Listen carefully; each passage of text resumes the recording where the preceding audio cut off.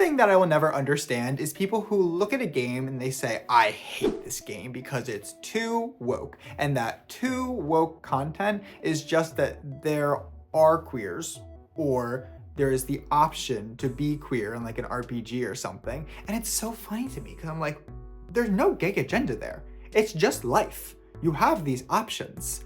And yet I still applaud the video game companies who just completely ignore that, and they create games that are so good and also so gay too. Optional to be gay, or they just include a bunch of queer characters in it, which I love because it's just representation. And to me, it makes business sense because you're bringing in more people to enjoy your game. But I also understand the flip side of it if you have those crazy people going in and saying, I hate this game because it's too woke. But anyway, I'm here to continue the list of games that are so good because they are so gay. They're incredible games and they include really great LGBTQ content. Take Romeo and Juliet, make it gay, put it in space. You'll get Haven, a game about being in love with your partner even on a hostile planet as intergalactic fugitives. You choose whether you want to play as the straights, the gays, or the lesbians, but no, regardless, you get this incredible experience of love and exploration. This planet is filled with hostile creatures and you play as both of these lovers, traveling the planet, freeing it from the pollution, and uncovering some long-buried galactic drama. And you face your mommy issues along the way. The combat is straightforward, but relies on the cooperation between these two partners. And taking down a big boss is always incredibly satisfying.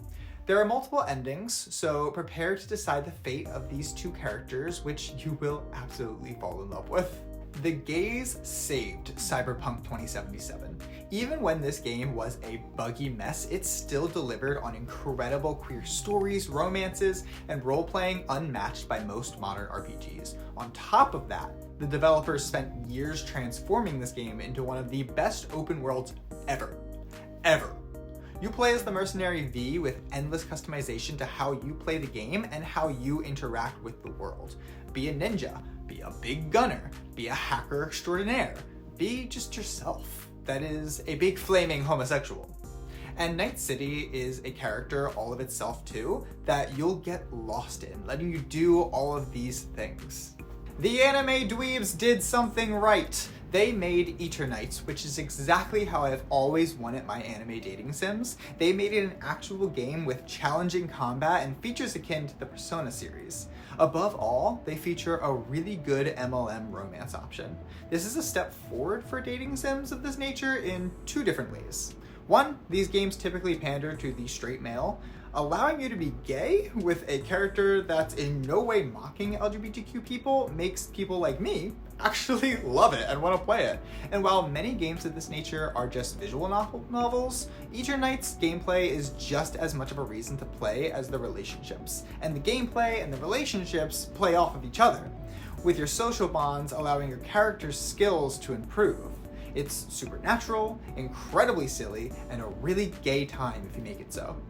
That's 3 more incredible gay games for the list. I have a very long list ready to go. However, that list is really not as long as I would like it to be. I feel like there's not as many queer games coming out recently, which hopefully that's not a sign of the times. So if you see anything coming out that you're like, oh, so queer, blow my socks off, amazing game, Matthew needs to know about that, please tell me, leave a comment, I would love to know. In the meantime, you can also follow the Backseat Gamers here on YouTube, on Twitch, on Instagram, on TikTok, on Threads, on Bluesky. Me and my fiance, we have a lot of fun with this, so join us over there or anywhere else that we are streaming or chatting. See you next time.